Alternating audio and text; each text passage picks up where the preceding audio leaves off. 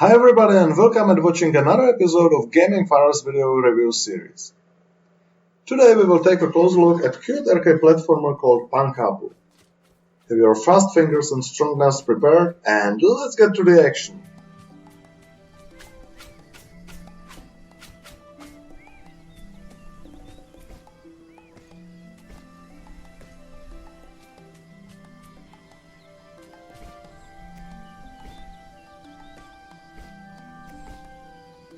The world of dreams has been suddenly invaded by hostile creatures from world of nightmares called Hyanagis. It is in danger that it will disappear forever and the dreams will be replaced by nightmares. Luckily, the Hymn of Dreams, Iketomi, used his immense power and created Guardian capable of defeating Hyanagis invasion. His name is Pankapu, and as you have probably guessed, he is the leading character that we will take control of in order to save the world of dreams. Good luck, and let's have a look how the game is played.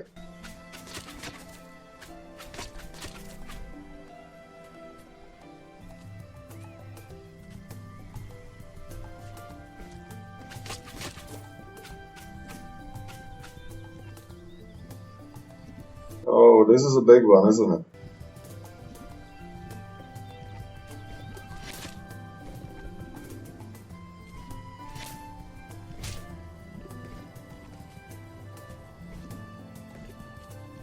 There is a world map in the book where you choose the part of the world that you are going to save and start.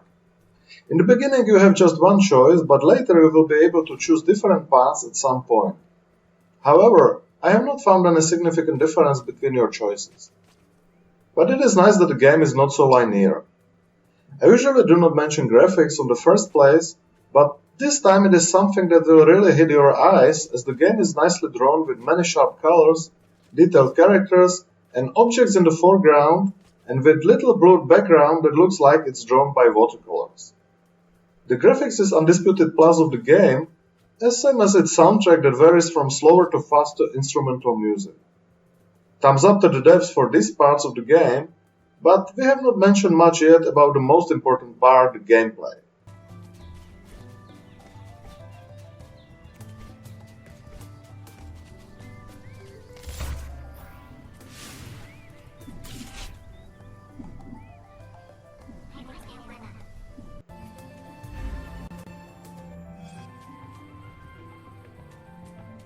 And here is something that makes the game not so linear.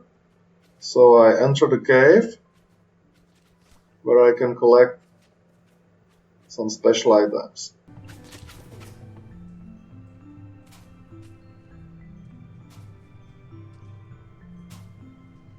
Pankapu is played like a classic arcade platformer.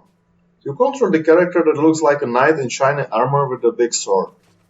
In the first chapter, serving as a tutorial, you will learn how to move, jump, and perform various attacks by your sword. Speaking of this, who is standing against you? The basic enemies look like black blobs and do not mean a big danger for you, only if there is a lot of them at the same time. Then there are big blobs that are more persistent and you need to split them into small ones first and eliminate them after that. Then comes some kind of golems with mechanical arms that are causing more damage, or flying creatures that are not so strong, but hard to aim, which makes them quite unpleasant. There are also static shooting creatures that look like blobs with stump on their head, where they can hide from your attacks, so you need to have a good timing to be able to eliminate them. The enemies are challenging enough, but considering that the game is taking its inspiration from some Middle Eastern fairy tales, I would expect them to be more original and variable, but maybe in later parts of the game. Despite you find yourself in the forest, the environment is not very friendly to you, and you will need to avoid many spikes, shards, and jump onto moving or even disappearing platforms. If you have ever played any action platformer, there will not be so much to surprise you. Pankapu is played like really light Metroidvania, as you move not only from left to right, but sometimes in opposite direction, or sometimes there is even an entrance to the different environment like a cave, where you can collect special items. This is one thing that sets the game from stereotype. Are there any others?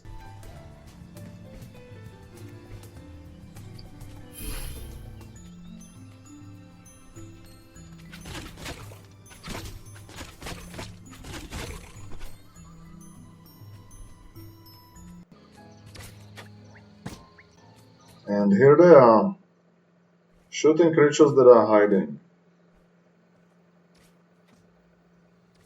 So you really need to have a good timing and counterattack.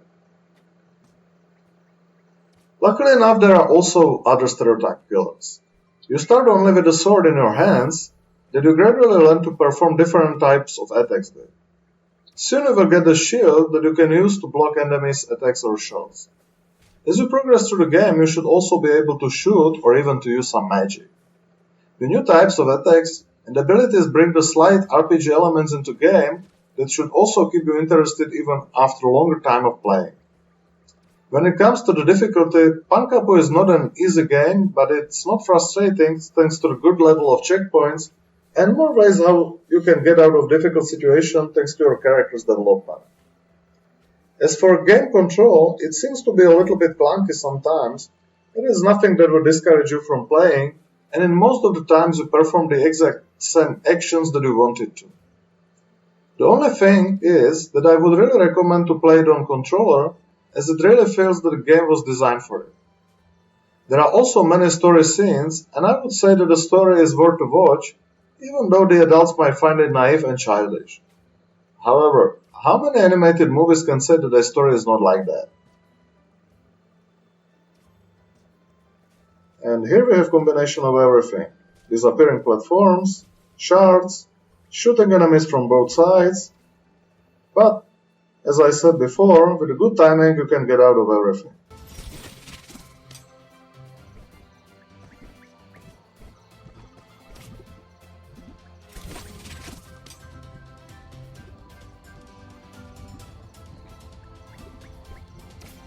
Slowly but surely we are getting to the final verdict. Even though the game is not perfect, it has many pros like the beautiful graphics and music, the story that is interesting enough, RPG elements, slight Metroidvania style, and reasonable difficulty. What I have found negative is the variability of enemies, not so precise control with necessity of having controller, and also the environment could be more variable.